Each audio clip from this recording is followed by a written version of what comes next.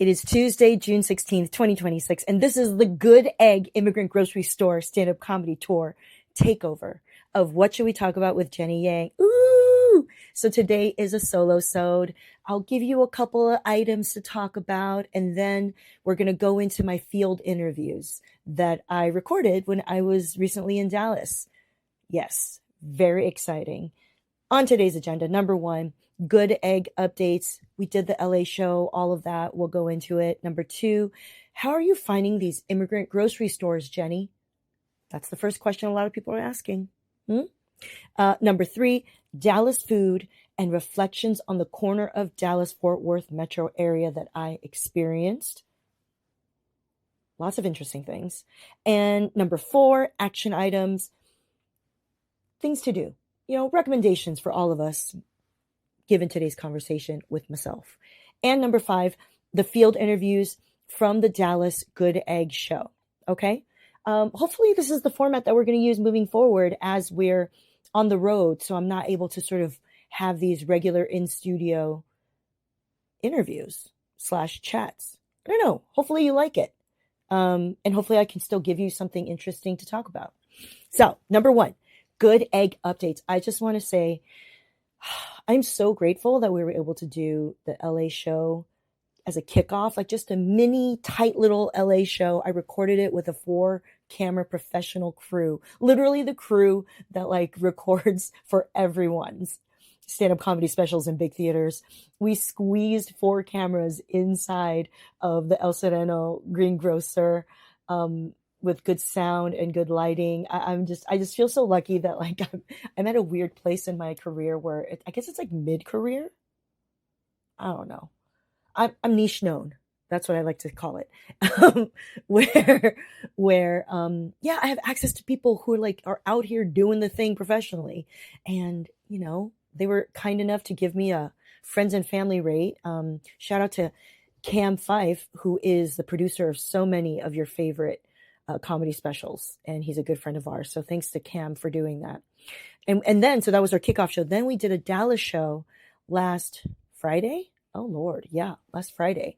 And I have not been to Dallas in so long. I don't know how many of you listeners who are Southern folks or Texas people, but Texas is its own beast. I just don't, if you're seeing any of the World Cup footage or just fan footage of people traveling everywhere, there's a whole genre of TikToks where Europeans come to America for the World Cup and they're just freaking out because they don't realize why we are the way we are, how America's so big, how we have so much diversity, why it can get really, really hot, and how I don't know, the heat is different here than in Europe. That's just the fact.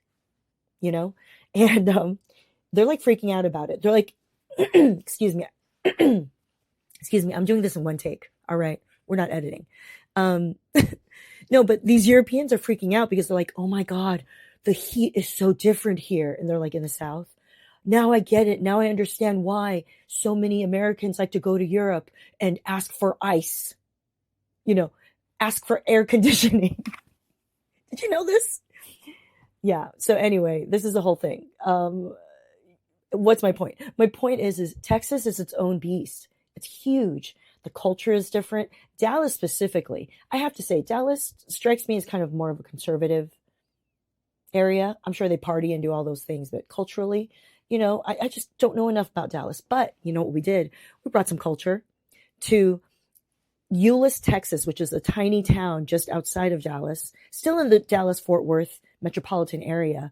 And if you imagine it, the main international airport of Dallas is at the top of the triangle. Then to the bottom right is Dallas, and then to the bottom left is Fort Worth. And so this triangle kind of creates this metropolitan area. And Eldest is just south of the actual airport. Anyway, we stayed there. It's why are we there? Well, because we went to Luang Prabang Lao Market. It is a market and restaurant, actually. Still qualifies. It's still a market. I'm not doing my shows inside of restaurants only. They have to be a market.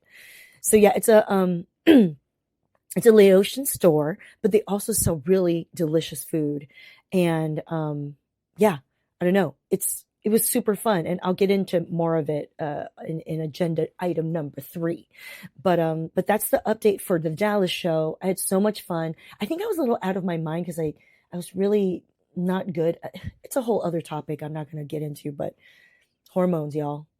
When you get above 30, women, our hormones are changing. And I'll save this for another solo-sode. It is wild. So anyway, I wasn't so pleased with my performance in Dallas, but I still gave them a show. This is still a work in progress show. That's that. Also, another update. I made a new website, jennyyang.tv. Go there. I love hearing admiration for a website that I redesigned myself. All right. Spent like half a day, redesigned it. It's where you can get all the tour updates, all the links to the tickets. But the people who get the pre-sale tickets are the ones who are subscribed to jennyyang.substack.com. Okay. And then I moved my email list over to Substack. These are all, listen, this is all inside baseball, but this is my life. This is what matters to me touring and independently producing this tour. Okay. So I just want to say hi to all of my new email list folks who are now on Substack. All right. Number 2. Oh, I didn't give the rest of the intro. Before I move on to number 2, what should we talk about is your weekly catch-up time with smart and funny people to find joy in an unjust world. We discuss topics submitted by our guests and you, the listener. Any topic, current, old, big, small, nerdy, petty, from pop culture to the personal and political. Catch shorter preview episodes wherever you pod. But if you want full episodes, uncut, and bonus episodes, become a paid subscriber at jennyyang.substack.com. So if this episode cuts out mid-convo, don't get mad. Get subscribing. All right. Got to do that. Number 2, how are you finding these immigrant grocery stores, Jenny? All right. I get it. Good egg, immigrant grocery store, stand-up comedy tour. How am I finding these immigrant grocery stores? Well, this is the thing. I started out my first career working as a community and political organizer. And I don't know if you know what that means. It means that I am a do-gooder. I am a try-harder. I am a do-too-mucher. And I surrounded myself with people who are do-gooders and who cared about public service, who cared about changing the world. So that's what happened. I just relied on my old networks of people who are still doing that really hard work. So yeah, that's what you get. When you have a network of people from a previous career who are actually highly civically engaged, community engaged activist types, they're going to be knowing what's going on in their local community. And so they will hook you up. So that's basically what happened. Like, for example, in Dallas, I put the word out on my email list. Hey, if you know of any grocery stores or anyone interested in being fundraised for, who've been protecting our communities against ICE, holler at me. And my old colleague, Sidari Kitty von Greenbaum, was like, I'm in Dallas. Do you want to come here? I'm like, yes, I need a local producer for my shows. So she was my anchor who knew the lay of the land, who was also on the board of Asian Texans for Justice. She's like, this will be my service to the board by doing fundraising through the show that you're doing. Brilliant. So I knew Sidari. She was already connected as a board member for like a really cool organization called Asian Texans for Justice. We could fundraise for them. That's a component of my tour. And Sidari is Lao. And so Sidari was like, hey, let me ask the like market restaurant that I go to every weekend and see if the owner, Kevin, will be cool with this. Sure enough, he was. And even though it was like a really small market, it was honestly really good as like the beginning of the tour, because we're still trying to kind of get out the kinks as we do this tour and produce and create videos for you and shoot them. So yeah, it ended up working out just fine. You know, someone like Sidari is the champion, you know, for me to help put up flyers and reach out to her networks to make sure that they show up for these shows and connect me with the owners. And you're going to be able to hear interviews that I did with the owners of Long Prabang market in Eldest, Texas. So that's super fun. That's just one example. And then I have another example, also another former coworker who I worked at a nonprofit with, is in Daly City, California. So we're going to be doing a Daly City show, probably at the Seafood City. I don't know. Don't quote me on that, but you heard it here first. Back to back in August. I'm going to be in the Bay Area, and one of those is going to be Daly City. And my friend Arlene Sudaria Daus Magdal is a Pinay who just is an old friend of mine. And she, of course, is now in Daly City, which is like the headquarters for Filipinos in California.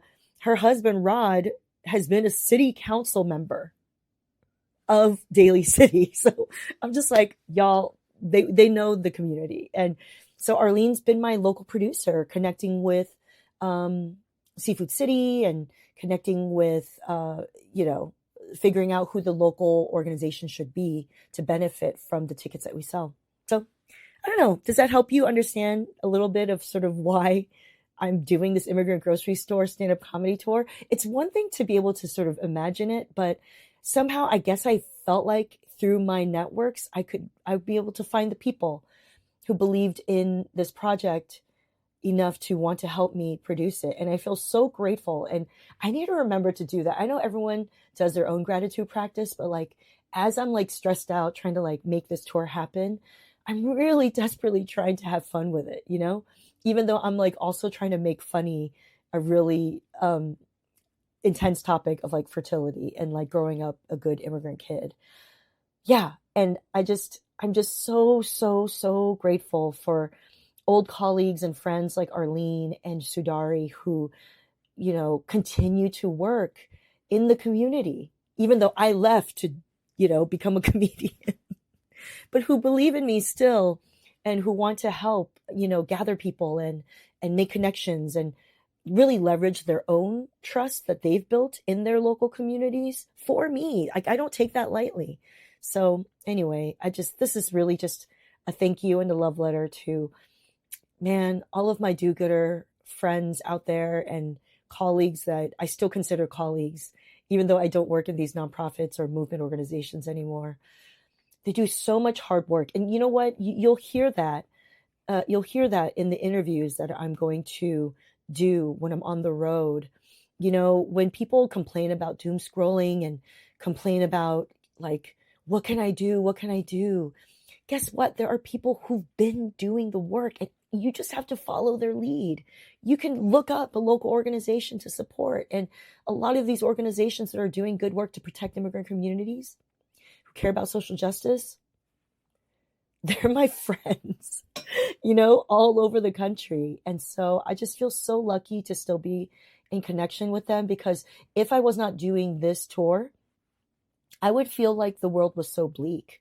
This is my way of helping to give myself hope, to get me on the ground, knowing what's going on with people who are the activists who are actually making the world a better place. You know what I'm saying? Instead of just mainlining the grossness that is the news. So yeah, I hope you stick around toward the latter half of this episode to listen to the interviews I did with all the people that I met on the ground from the organization and from Luang Prabang Market. Anyways, that's that. That's how I'm finding these immigrant grocery stores. All right. And it's just hilarious to see like a lot of these immigrant grocery store owners, they're not like super fluent in English. So yeah, it was so cute to see like Kevin and Phet, who are the owner chefs of Luang Prabang, and their staff like watch me do stand up. And I think they understood most of it, but like, I'm like, they definitely understood some of the more like dirty stuff. And to see who laughs at that, especially when they're like immigrant aunties, that tells you something. I see you, immigrant auntie. I see how you have a dirty little mind. All right. That's next up. Number 3, Dallas food and reflections on the corner of the Dallas-Fort Worth metro area that I experienced. It's just a small thing. If you're ever going to go to Dallas, I don't know how to put this. This is my philosophy about traveling. And as someone who has toured the country multiple times, I used to do so much touring of colleges and universities. Name that college or university, I've probably performed there. Also just with my own disoriented comedy tour. I travel differently than some people. I love traveling to feel like a local. So that's why even when I was touring, I would stay extra days or even a week at a time, just so I can kind of live in that city. where would I go for really good coffee in the morning? What's the bakery that I want to go to? Like, I don't know, like, what are the grocery stores that I would check out? Like, that's always the things that I think about. And so that's my philosophy. It's like, how do I live like a local? Like, if I was in this neighborhood and I could only walk in this neighborhood, what are the things that I can take advantage of? And so I went to Euless, Texas, and I just was like, all right, we got into the Best Western. Don't recommend that one. We got into the Best Western in Euless. That's walking distance to Luang Prabang. And I was like, okay, how can I find lunch? I need veggies. I'm trying to prioritize my protein and fiber on the tour. And I found that right next to Luang Prabang was actually a Ethiopian restaurant, Ethiopian Eritrean. And so I went there. It was called Habesha, Habesha. Delicious. It was like a 4.9 on Google Maps. And I got the veggie combo, which, listen, I eat meat, but I love a veggie combo. All right. On some injera. Oh, if you haven't had Ethiopian food, number one, the flavors, the spices, I enjoy it. The textures are usually kind of like stewed items, either veggies or lentils. And I'm telling you right now, give me a yellow lentil, I will eat it. If you cook me a yellow lentil, I will almost always love it. All right? Whether it's Indian dal, whatever. Give me a yellow lentil. It's always delicious. I don't know what it is about the butteriness of a yellow lentil. You know what I mean? The mild flavor of a yellow lentil that, like, whatever culture works with a yellow lentil, they'll just make it perfect and balanced and tasty. How many times can I say the word yellow lentil? Anyway, that's how I travel. That's my little food philosophy. I also had some chai there. They had a nice little, like, the spices are different than, say, like Indian chai. And I enjoyed that. I don't know, dude. Like, it's just, when I think about Ethiopia and their spices and how it really connects really closely with South Asian food. Culture. All right. And then I got like really good coffee in a gas station run probably by some, I think Arab speaking gentleman. Delicious. And they had a little space for me to kind of sit down and do some work in the middle of this very gas station-y gas station. Delicious. That was cool. Luang Prabang food. Oh, let me just talk about that real quick. And then we'll move on to the rest of the interviews. The Luang Prabang food is northern Laos. And the preference of Kevin and Phet is actually very balanced and mild, not very spicy, not too salty. Like, honestly, it's like my perfect balance, but I'm also Taiwanese Chinese. And the one time I had Lao, like papaya salad, for example, I was in like Minnesota with my Lao friends, and that shit was so funky and dank. I could not handle it. Like, it was so powerful.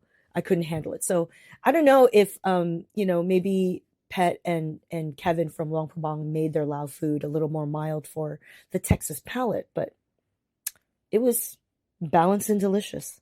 I enjoyed it. If you haven't had Lao food, really good. I had like 2 different types of papaya salad. So delicious. One in particular was the Luang Prabang specialty. They actually shave the green papaya into almost like little thin pieces, little thin slivers. And it was like, yum. Even just the texture of that was so good instead of the stringy papaya salads that you usually get. Production. Papaya salad. Papaya salad. Lao style. Lao style, but I will do the Luang Prabang style for you. What? Special for What? you. What's different? What's different with the Luang Prabang style? Luang Prabang, we don't chop the papaya. We slice like a big pieces. Big pieces. And then we put the crab paste. Oh, You will see. Oh, you will see. So, yeah. I highly recommend, by the way, visually looking at this podcast because I will be showing great human faces. I don't know how much food we're actually showing on the podcast because we have saved a lot of those videos to make food videos for social, but yeah, I hope you enjoy it. Action items, just, at this point when this comes out, we'll probably have sold out Houston and New Orleans shows. For this podcast or this email to 2 friends who love pop culture and politics and love joy and comedy. Okay. This is the important Venn diagram overlap of all of these things. And if you enjoy this, then you're my favorite people. Okay? And have them sign up to jennyang.substack.com. And shout out to my OnlyPaids. I love my OnlyPaids so much. If you bump up to be an OnlyPaid and pay for an annual membership, you will get this whole thing uncut and other bonus stuff, because I promise this and I will do it. I'm releasing some work in progress stand-up comedy sets for OnlyPaids, as well as old Self-Help Me live shows. My Self-Help Me shows are so fun. You know, Self-Help Me, a competitive self-care comedy show that I used to do. Number 5, field interviews from the Dallas Good Egg Show. I speak to the eldest daughters who run Asian Texans for Justice.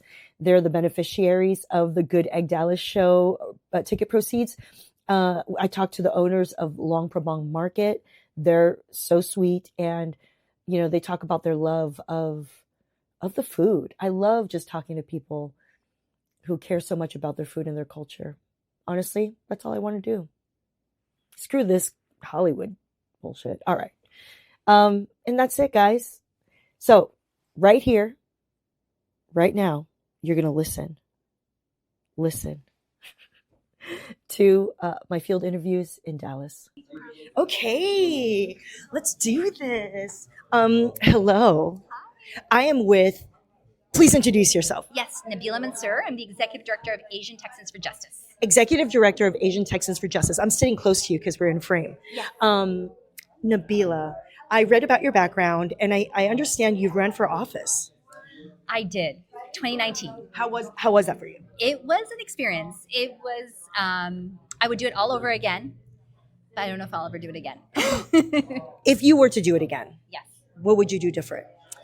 You know, I think what I would do different is really just mentally prepare my family and friends for what it entails to run for office. Like what? Like just kind of have a family meeting and be like, Mama's running for office, and things are going to look different for the next 6 months, 12 months, whatever it is. And phone up all my friends and say, look, I really love you, but I'm not going to see you for the next 6 months. And I'm going to need help from you. And I'm going to call on you to pick up the kids. I'm going to call on you to do this, to do that. And I'm not going to show up for you when you need me just for 6 months. But I need you to do this. Yeah. That's hard, especially if you're someone who cares about a mutually beneficial, mutually loving relationship. Yes, absolutely. Running for office is not easy, but running for office is so important for our community. Yeah. And so I say this, but I think that we should have more people running for office. Okay. So here's my thing. You didn't hear my intro, but you'll hear more about this tomorrow when I do my show. I talk about growing up a good immigrant kid, quote unquote, good immigrant kid, and all that means. And I call myself a recovering tryhard. You know, I was a 4.5 student. I got into Harvard and MIT for grad school. I was a student body president in high school. Then I also, was a student representative in college. So that was me before I became a comedian. And so when I meet a group of people like this, I feel like you're my people. I know who you are.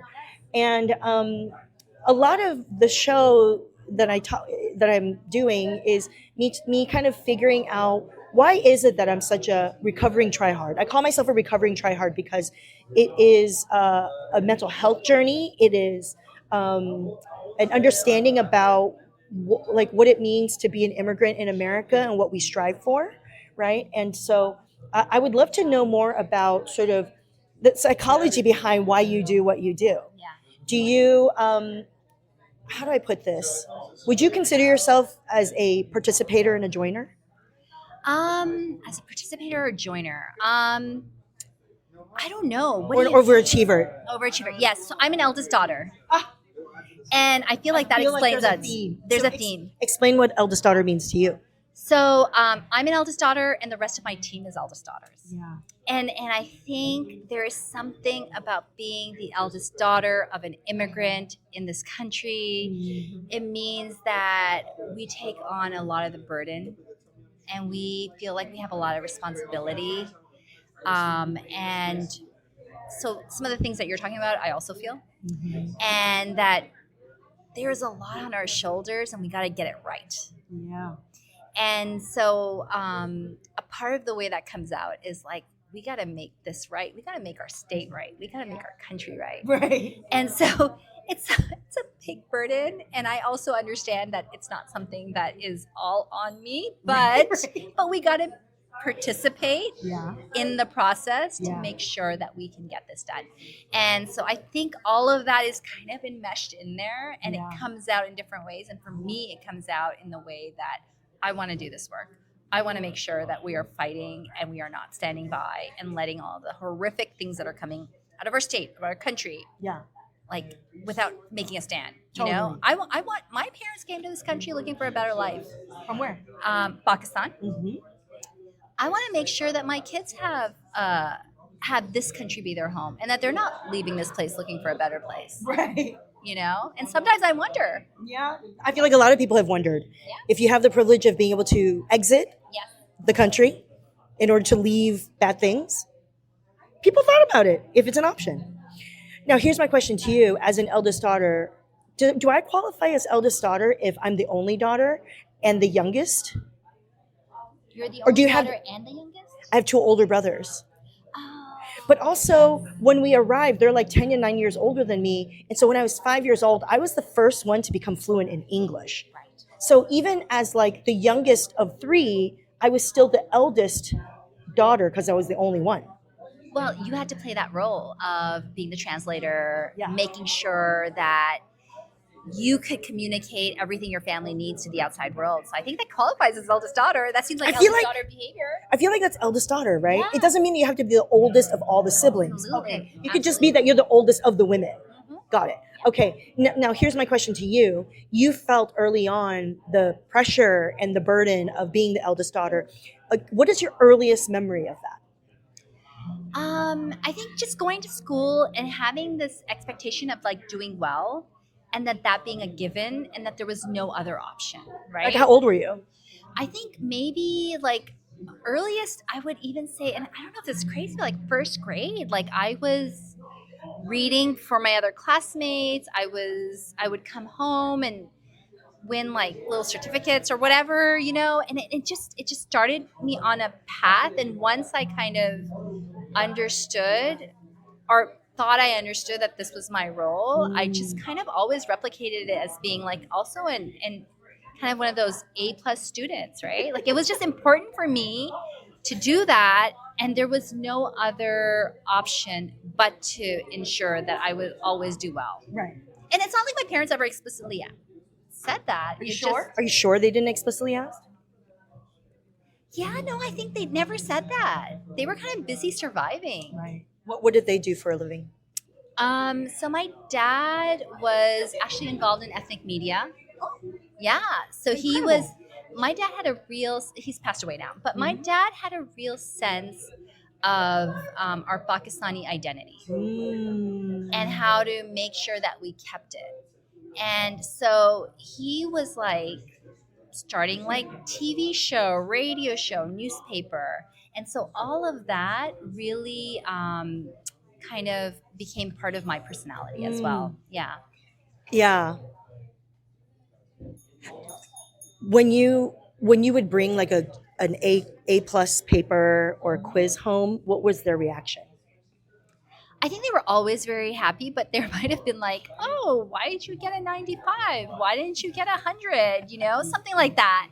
And it was never like, I don't want it to make it seem like they were very horrible about it, but there was this expectation that I would do well. And it set the stage for my other siblings. So I have 3 other siblings that came after me. And so the expectation was laid very early on. So like you were a lawyer and now and then you ran for office and you do advocacy. What do your other siblings do, may I ask? So one is a teacher. The other one, my other brother is a VP at Microsoft. So he is the successful one, the corporate one. And then I have a sister who's also a lawyer. Okay, So, wow. Yeah. So they're all kind of doing really great, amazing things. But it was always just expected from our parents. Yeah. When you think about what motivates you and how you're sort of wired to want to help and change the world, how do you ever talk to people who might not see things that way? You know, I think the most important thing is just trying to get them to understand that, like, everything we do is political. Yeah. Even if you don't think it's political, right? Nabila, I'm so tired. I just want to like drink my little matcha lattes and hang out with my friends. I know, so do I. I Why do don't too. we get Maybe to do not that? matcha. I'm not a matcha girl. Yeah. But I want to drink a latte and hang out with my friends. So why don't we do that? Do you get to do that? I think I'm just built differently, Jenny. I do have a life. I'm not Right. saying I don't No, have no, a it's good. life. It's good. Yeah. But for me, a good night out is talking politics with my friends. I don't know. I'm just built different, right? Like I enjoy it. Good. And I'm so grateful that I get to do this work and meet really cool people. Thank you. And try to make a difference. But I do like to watch trash TV. I do Like what? I'm a Real Housewives girly, and I watch them all. I follow them on Instagram. I Do you know have a everything favorite about city? them. I love Real Housewives of Beverly Hills Okay. because they're so ridiculous. And they're so freaking rich. And I'm just like, I just love it. I just love the outfits. I love the look. I love the pettiness. I love all of I it. was admiring your necklace. Well, thank you. Accessories are Thank bang. you. I think I saw someone on Real Housewives wearing it, so I was like, I had to have it. Yeah. Tell me, when you say you just want to have fun talking about politics with your friends at night, like, describe to me, what is the pleasure of talking about politics for you? I mean, I think trying to solve the world's problems over a cup of coffee and pontificating about what works and what doesn't, there's something very satisfying about that. And it's really easy to be a spectator in this political sport that we call, Texas and America. And there is just something really fun and exciting that gives me satisfaction. At the same time, though, it's not just, we just can't be spectators. We also have to take part because, I think that we are at a moment where fascism is a real threat. The end of democracy could be, happening. We're seeing it. And I hear you, a lot of people are like, I don't have time for it. And I actually get that. Yeah. I understand it. People are busy. People have bills to pay. People have kids to raise, all of that. So then it's more important that we have people that are on the front lines trying to make sure that we are staving off that kind of threat that is coming our way. We just need the support of people, all the other folks, in whatever way they can. Maybe they can donate. Maybe they can show up to an action. Maybe they can sign a petition. There's so many ways to get involved. Paint for me a picture of what your ideal world of Texas would look like. If everything that you did, everything that you and your friends talked about over a latte actually succeeded, what would that world look like? Oh my gosh. Let me start. Okay. So we would have Asians at every level of government. Okay. Yeah. We would have our elected officials coming to us and asking us what we want instead of the other way around and us kind of begging to be seen and heard and taken seriously. Yeah. We would have the Asian community coming out in full force and voting in every election, not just the big ones that happen like for presidential or the midterms. Right. I'm talking about all those little itty bitty elections that show up for the city council and school board and all that other stuff. We would have every eligible Asian voter registered to vote. Yeah. And then, like I said, vote in every election. And I think we would not have to work so hard in order to build power in our communities. We would have it and we would use it for good and be in solidarity with all other communities, like the Black community, the Latino community, the immigrant community.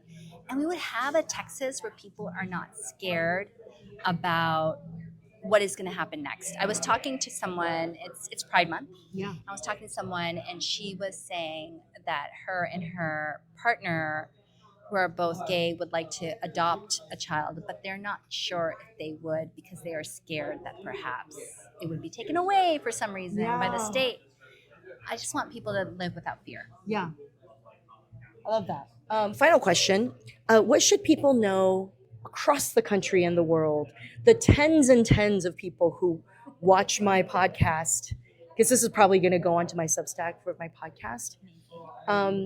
What should they know about how Texans, Houstonians, Dallasians have been dealing with the immigration issues these past couple years, how they've been able to stay strong? So we're a resilient bunch. And I think people will be surprised because they think of Texas and they think of it as a very conservative state. Right. But what they don't understand is that the people that have been here, have been fighting, have been doing it for so long that we understand what winning looks like, and it may not look like winning in other states like California. Right. A win in Texas looks very different. Like what, for example? I'll give you an example. Yeah. Last year was a legislative session, and they had this horrible law, SB 17, which basically took away land ownership rights from the Chinese communities, Chinese and Iranian community. Land ownership rights. I heard about this. Yes, alien land laws. Yes. And so we spent a lot of time at the Capitol fighting it. We knew the bill was going to pass. Oh, you knew? We knew. Yeah. I mean, we knew. We live here. Yeah, we know what the winds of where the political winds are. But we spent that entire session trying to get some good amendments in there that saved at least slivers of our communities. And we were able to get it passed. We were able to get those amendments in. Now, if you look at that bill, the bill is racist. The bill is, I believe, unconstitutional. The bill sucks. Right. But we celebrated our small wins. Okay. Because we knew that freaking bill was going to pass. Yeah. But we did everything we could to make sure that we could at least have some safeguards against our community. Right. And so a win in Texas looks very different than a win in New York or California. Mm-hmm. But we are persistent. We don't give up. And I think that's going to actually give us big dividends. I'm really excited about this upcoming November elections. I think we're going to see some real change. I am a believer. Straight from your mouth. Mm-hmm. Listen, I'm trying to like really overdose on hope. Maybe I'm a glutton for punishment. I think that might not be a maybe. but maybe I have to be because of the line of work I am. But Yeah. I am actually really hopeful. Okay, good. I think that we're going to see some real change in Texas. Yeah. I'm really excited about the Talarico campaign. Yeah. I think we're in a moment that we could see some statewide wins. I know we're going to see some seats flip in the Texas House. Yeah. Is it going to be enough for us to flip the House? I don't know, but I Yeah. know that they're scared, the other Right. side. So that tells me that we're doing something right. Yeah. I love that. Okay, true final question. How can others who do not live in Texas can support you and what you do? Yeah, visit us at asiantexansforjustice.org. And then just follow us on social media. We have a very active social media. Yeah. And I love that you do a mahjong series. You have young people involved. I love that they make video content for you. You know, the best thing about our team is that they are young. Yeah. And they are cool and hip, unlike me. But they really have a pulse on what's going on in Texas. And so we do a lot of really cool, fun things, despite the political environment we're in. And we try to keep it fun. Good. Well, thank you so much. You're the best. Asian Texans for Justice. Follow. I don't know. I don't have to end this in a certain way. Thank you. Hi, my name is Alishba. I'm a Dallas-based Pakistani American person passionate about civic engagement. Okay. Now, what is your role with Asian Texans for Justice? Yeah, right now I was part of the Student Civic Engagement Program back in 2022. We were basically advocating for ethnic studies, and now I'm an ATJ advocate, basically someone who's graduated from the program and is involved with their future work. How old are you? I'm 24 years old. Why do you hesitate? You don't have to tell me. No, I was just like, I was going to ask you, what do you think? Because everyone thinks I'm 19 years old. So I just, You do look younger. Yeah, I get that. So here's my question. What do you think makes you who you are in terms of why you're such a joiner and a participator and leader? That's a great question. I think honestly a lot of it started from my upbringing with my mom. My mom is a very political mom. She always dragged me to protests that were relating to Pakistani politics and also even stuff in Irving. Irving has a history of a mayor who was Islamophobic and the history of like a Muslim student who was accused of bringing a bomb to school. And so we would show up to protests we would show up to protest. So I feel like she really helped me do that. And then in college, I discovered places like ATJ and Wise Up Texas that helped me like channel those things and not just be so mad consuming the news. And I was studying journalism at the time, so I wanted to use storytelling to address those issues. Wow. Now, like, what's your earliest memory of being someone who cared about the world? That's a hard question. Earliest memory?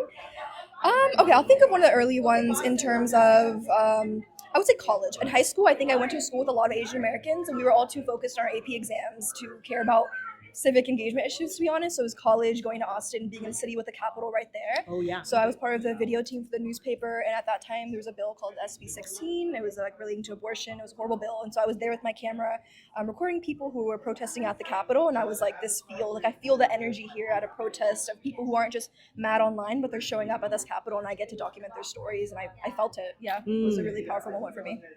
Well, what is it that keeps you going? Honestly, seeing like my organizing and civic engagement role models in these spaces who have been advocating for so long, I feel like I was very involved with like college civic engagement and activism, and I feel like it's easy to do that because we're all close together and we don't have like 9-to-5 corporate jobs. But now I'm like seeing everyone be a bit more jaded, obviously with a certain political climate too and all these elections. So when I see people who have been doing this for like over a decade and who have created spaces for people like me to like have programs dedicated to this kind of stuff, I'm like, okay, if they can, like, I have people to look up to, and I have role models specifically in Dallas who are Asian American or in Texas that are Asian American. So coming to events where I'm like, okay, yeah, you exist, I feel better. I don't feel like, I don't know, like there's a longevity to this. It's not just like feeling angry and then getting online. It's like, okay, there's people who've been doing this for 2 years, like 2 decades, and they have orgs that I can join and continue this work. Who are some of those people that you look up to? Early on, a lot of people from ATJ, like Nicolette and Lily, Nabila, who's here today as well, Stephanie Dranka, she created the Dallas Asian American Historical Society. It's for you're repping their shirt. They preserve Asian American history, and they're always on top of Dallas Asian American issues. Right now, they're trying to fight for City Hall, like the building right now itself. Christina Hahn, she created Dallas Asian American Art Collective. She's creating a lot of the Dallas creative spaces in Dallas, like a film festival. So many pioneers here that I get to join into their efforts and ventures. I mean, can you list all of the organizations that you're involved with? I'll start with, what I got involved with. So Asian Texas for Justice, Wise Up Texas, Save Texas, in college, a little bit of Texas Votes, if it counts, Museum of Asian Texans, which is the Dallas Asian American, Did You Read Yet? Asian American Book Club, Dallas Asian American Art Collective. I think that's all of them. So you mean just 7 so far? Are you missing any? I don't think so. No, I think that's all of them. Oh, Move Texas. I have to shout out Move Texas. Yeah. Do you ever get exhausted? Yes, but because I feel like my role in the movement is storytelling, it's the most fun role. Like I don't have to be the one that's like doing fundraisers, begging for money. I don't have to like be at stressful board like places where I have to testify and deal with like backlash. I get to like tell stories and do social media stuff. So I feel like it's obviously there's burnout with that too. And sometimes I'm like, I don't want to put my face out there. But I think it's the storyteller role in this type of work is the most fun. So I feel like I have the most longevity, but like, yeah, I do get tired sometimes, or convincing my parents to vote, convincing my friends who are jaded in corporate lives to vote. Yeah. So keeping other people motivated is hard to do. What do you think is the difference between you and your like corporate Asian friends who don't do stuff? I think it's just because I was exposed to programs like ATJ. Like I literally found them through an Instagram post when I was like, oh, I turned 18. I kind of want to learn how to vote. Oh, there's a program that helps me do that. Let me just let's see. Their youth fellowship program. Yes, the youth fellowship program. And I feel like also doing journalism, like our whole job is figuring out what's happening in your community and like find those people, interview them, tell their stories. Other people might have to just, they have a textbook, they have exams. Like my whole degree is based on talking to people, going to events, what's happening in my community, tell stories about it. So like I was doing that for 4 years in Austin, and I get to do that now here. So it's like very community driven. So like that's baked into the work I do versus other people. It's like, yeah, you have to be in an office, you can't be political at work, you have to like censor yourself, and their work isn't inherently like political. So I feel like because of my degree and because of the work I do now, it's very Asian American focused. So I get to do that. Right. What's your degree? You don't really turn it off, you said? Yeah. Journalism and international relations. And there was a culture, media, arts track, so I got to take like classes like Asian American studies and stuff. So also learning the history of like where did Asian American come from through 1960s movements and student protests. So like people aren't exposed to ethnic studies and it's being attacked right now. So like obviously my friends who haven't taken those classes, they don't even know like what even is Asian American history and stuff. So they didn't have, it's just exposure. I was just lucky to get exposed. UT has a Center for Asian American Studies. A lot of universities don't have that. So You went to UT Austin? Yes. Yeah. Great. Fantastic. You got exposed real young. Sometimes I wish my friends would just step up a little more. Well, yes, but I also see how tired they are and Yeah. how jaded they are, and I feel like again we were talking about this too. It's like people to not be reactive, to not always be on the offensive, to not know like be emotional at every single issue. I feel like through these programs they teach you like what's your medium and like what are the few targeted issues you care about, and like that's what builds longevities. But a lot of people don't even know how to healthily consume the news. They don't know they don't have a healthy outlet. And they don't know what orgs to plug into. So that's why it's like they're consuming, they're exhausted, no outlet. Okay, I'm gonna doom scroll, I'm gonna go to bed, I'm gonna go to my corporate job. Right. So I feel like people who have those outlets and they know where their strengths are and what role they play, like you don't get as tired because you're not just consuming, you're doing something about it. And you're plugged into other people, like a network of people, and you know how to channel it. So I feel bad for people, they just don't know how to. Right. Or they don't have the time or energy to. I mean, you're solidly Gen Z, and I appreciate the fact that you recognize that it's actually very grounding to be able to see that there are people who've come before you in doing this kind of work. Because I definitely feel like you're, talking back to the doom scrolling kind of like nihilism that you see a lot online of like Gen Z being like, oh, I'll speak up about it here, but I don't know what else I can do. Or maybe they think that's enough, but then look at you, you're out here in the streets. Yeah, and I hope to continue to be, and I hope to find financials that support this work too, because that's the other thing. It's like people want to do this work, but sometimes it's just there's either only volunteer roles or it doesn't pay enough. So I'm lucky to live with my parents right now, who I don't have to pay rent. So that's also a privilege. The financial privilege is real. Listen, I'm glad you're doing it. I'm so happy to meet you. Let's say your name again and how we can follow you and support your work. My name is Alishba Javed. I post a lot of my work on Alishba Ki Kahani. Alishba Kikhani. Kahani means story. So my story of telling other people's stories in Dallas about Asian Americans or South Asian Americans. Fantastic. Thank you.